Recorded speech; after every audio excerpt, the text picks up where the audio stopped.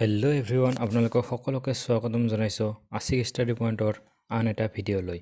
আজিৰ এই ভিডিঅ'টোত আমি এডিআৰই 3.0 আৰু অসম পুলিচৰ লিখিত পৰীক্ষাৰ বাবে সহায় হোৱাকৈ কেইটামান অতি গুৰুত্বপূৰ্ণ কুৱেশ্যন আনচাৰ লৈ আহিছোঁ। গতিকে ভিডিঅ'টো স্কিপ নকৰি সম্পূৰ্ণৰূপে চাব আৰু আপোনালোকে কিমানটা কুৱেশ্যন শুদ্ধ কৰিব পাৰিছে কমেণ্ট বক্সত জনাব। তেনেহ'লে বলকচোন আজিৰ এই ভিডিঅ'টো আৰম্ভ কৰোঁ। আজি আমাৰ ফাৰ্ষ্ট কুৱেশ্যনটো সুধিছে, অসমৰ প্ৰথম মুখ্যমন্ত্ৰী কোন আছিল? ইয়াৰ ৰাইট এনচাৰটো হৈছে অপশ্যন বি। নেক্সট কুৱেশ্যন, ইয়াংডাবু সন্ধি কেতিয়া স্বাক্ষৰিত হৈছিল? ইয়াৰ শুদ্ধ উত্তৰটো হৈছে অপশ্যন এ। মনিৰাম দেৱানক কেতিয়া ফাঁচি দিয়া হৈছিল? ইয়াৰ শুদ্ধ উত্তৰটো হৈছে option B. Next question, Namghosa কোনে ৰচনা কৰিছিল? ইয়াৰ ৰাইট এনচাৰটো হৈছে option B. Next question, Assam বিধানসভাৰ মুঠ আসনৰ সংখ্যা কিমান? ইয়াৰ শুদ্ধ উত্তৰটো হৈছে option number B. Next question, অসমৰ আটাইতকৈ ডাঙৰ জিলাখনৰ মাটিকালিৰ হিচাপত নাম কি? ইয়াৰ শুদ্ধ উত্তৰটো হৈছে option number A. Next question, এছিয়াৰ ভিতৰত প্ৰথম তৈল খাদ্যটো অসমৰ ক'ত খান্দা হৈছিল?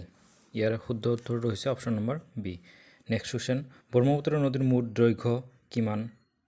ইয়াৰ শুদ্ধ উত্তৰটো হৈছে option number A. Next question, অসমৰ কোনখন ঠাইক অসমৰ মানচেষ্টাৰ বুলি কোৱা হয়? ইয়াৰ শুদ্ধ উত্তৰটো হৈছে option number B. Next question, Bogibeel দলংখনে কোন দুখন জিলাক সংযোগ কৰিছে? ইয়াৰ শুদ্ধ উত্তৰটো হৈছে অপশ্যন নম্বৰ এ।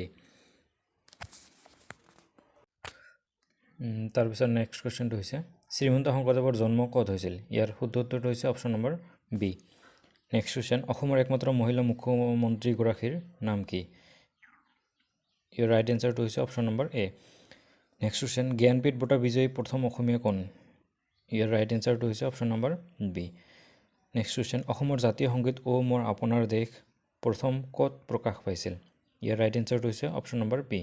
অসমীয়া সাহিত্যত উপন্যাস সম্ৰাট বুলি কাক জনা যায়? ইয়াৰ ৰাইট এনচাৰটো হৈছে অপশ্যন নম্বৰ বি।